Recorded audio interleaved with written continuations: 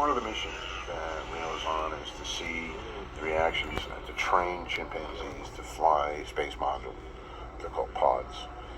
And in order to do this, there have been experimentations taking place in which human genes have been spliced to some of these chimpanzees, a handful of these chimpanzees, to help them develop the intellect, to be able to do more complicated maneuvers and more original thinking, more human-like thinking than the kind of chimpanzees that are here today, which are, after all, our closest relative, have the closest DNA to us. It doesn't take a huge adjustment to get them almost human. The adrenaline rush, too, of getting the shot and, seeing that, it was really me kind of being taken down. And there's one shot where one of the apes, just comes on full force, grabs me, throws me down, grabs my hair and pulls it back. And you can just see, I'm really scared there. I'm going, okay, that's good, enough. City, when we were shooting there, we had apes dressed as kind of servant apes and apes dressed as, citizens, with a variety of things from, a featured barber and a musician and a organ grinder and his human monkey and all those elements to give it a little, reality with I think with an audience and a little of Tim's special humor. It's very, my house is across the way and it's a huge set. It's quite bizarre. It's kind of been like in Las Vegas here, I feel, because you have no sense of time or day, and it's a complete fantasy.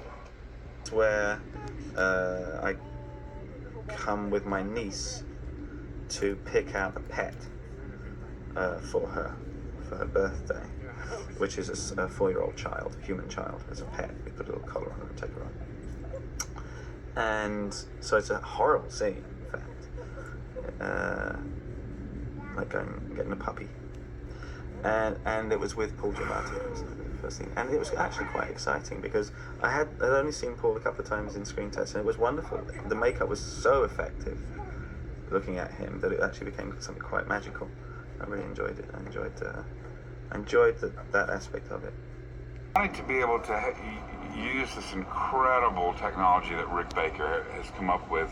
There's so much movement available to the actor with this particular design that you wanted to take advantage of it as much as you could.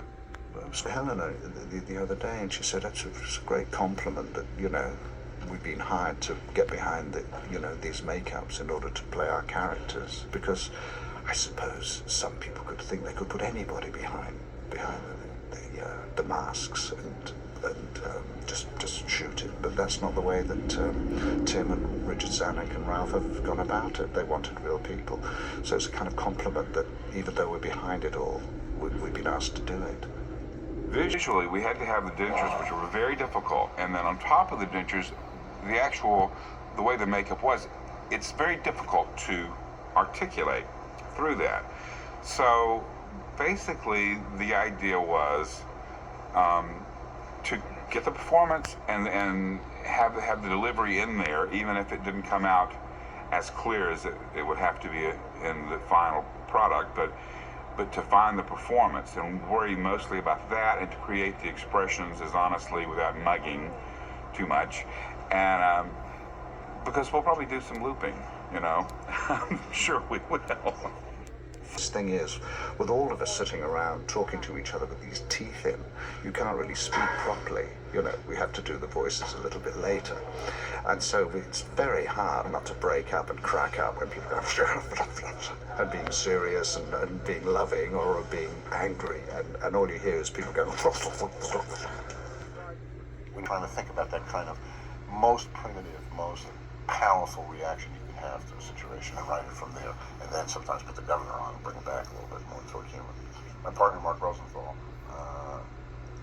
has a whole history with apes. He spent time in Borneo with orangutans and in Africa with gorillas. And so he of the team, he was the one most focused on trying to get the apes, trying to write it in a way that asked the question in each moment, what would an ape do here? And then, of course, Tim Burton is looking at the balance between ape behavior and human behavior. What is it? Where do these creatures fall in that thing? They're not quite human, and they're not quite ape. And is one going too far in one direction or another? And it's Tim constantly kind of trying, and he's done a fantastic job of walking that line and being very clear about where he wants to be with those apes, and making sure that they don't go. They're never too human, and they're never too ape-like. They are this interesting marriage of the two. To kind of, in a sense, have, you know, those dogs, the paintings of the dogs that playing poker. He wanted that kind of eerie, kind of ape dinner party, you know, where it was real but unreal. And I think he got what he wanted. I hope he did.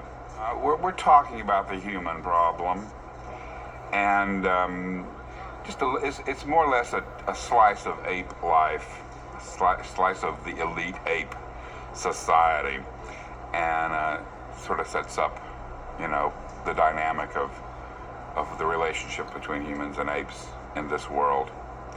Tim is such an amazing guy to watch too, because he works so much on the set. So many things happen there. I mean, he's obviously does his homework, but he also keeps an atmosphere of creativity and freedom and ease for his actors, and he's wonderful at conducting it all that energy, whether it's the technical, the artistic, the whole thing.